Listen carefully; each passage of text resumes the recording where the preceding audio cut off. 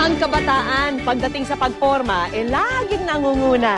At maski maliit ang budget, pwede pa rin humapa ang mga bagets.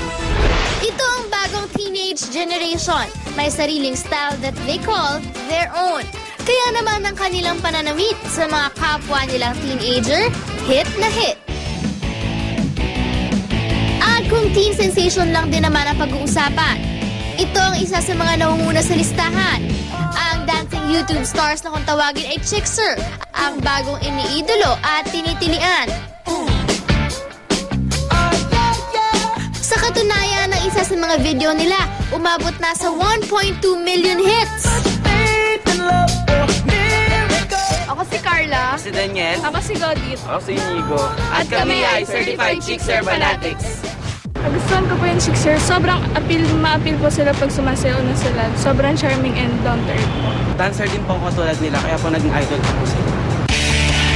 Ang magkaibigang sina Daniel, Goldith, Inigo at Carla, certified Chickser fans. Hindi lang dahil nahuhumaling sila sa good looks at talent ng kanilang mga idolo. Dahil pati raw ang kanilang fashion, gusto rin nilang gayahin. Mga nagugustuhan ko po yung pagsusuot nila ng kahit nerd glass, then neckties, then polo na long sleeves.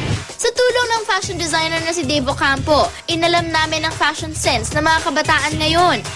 Cut, colors, hairstyle, even accessories. Yun yung mga sinusundan nila eh. Siguro because nakikita rin nila sa television na mas marami yung mga telenovela na more on Koreans, na nakikita nila yung fashion nila doon. So ngayon, ina-adapt natin dito sa Philippines. At dahil nga sa invasion ng K-pop sa buong mundo, pati ang kanilang sense of style naging uso. Actually, ang K-pop look naman kasi is medyo nasa parang classic side din na wearable but at the same time medyo fashionable. Wala naman daw masama sa pagsunod sa mga fashion trend, basta siguraduhin babagay ito sa inyo. Pero hindi naman daw kailangan gumastos para ma-achieve ng Chickser fans ang gusto nilang forma. Kailangan lang i-revive ang mga lumang damit para mag-mix and match. Gaya na lang nitong lumang plain top na binuhay ng makulay na necktie.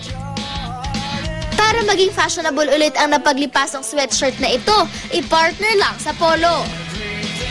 Ang mga lumang hooded jacket naman, wag i-etsapuera kasi sa fashion ngayon, pwede na silang bumida. Pero kung gusto niyo talaga ng all-new wardrobe, pwede pa rin itong bilhin ng hindi nabubutas ang bulsa. Para ito'y mapatunayan, binigyan namin ng 500 peso challenge ang magkakaibigan. Dito sa isang department store sa Caloocan sila maghahanap ng trendy at fashionable items para maging ala Chickser ang kanilang forma.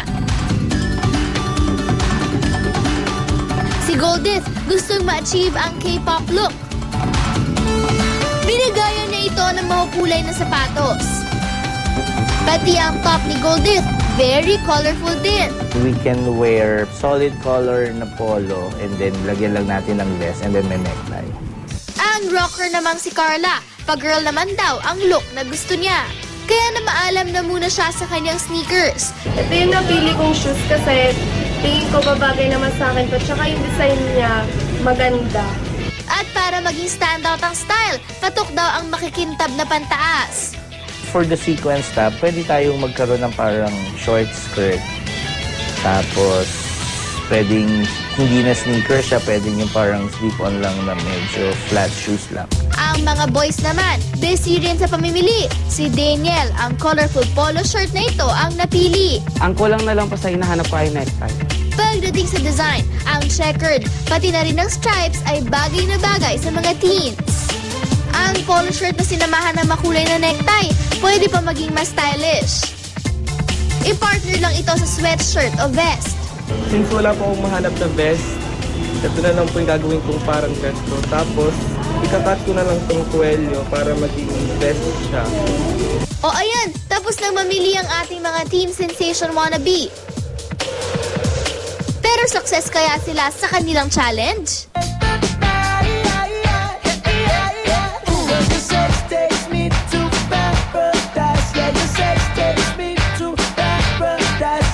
Ang feminine glam rock outfit ni Carla, bagay na bagay sa kanya. Ang look na ito, pwede nyo rin gawin for only 460 pesos.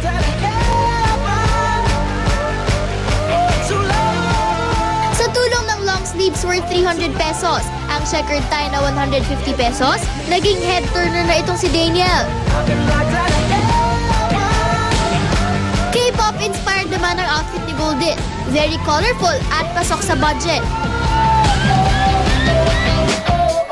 Si Inigo naman, looking his best, suot-suot ang kanyang long sleeves, necktie at vest.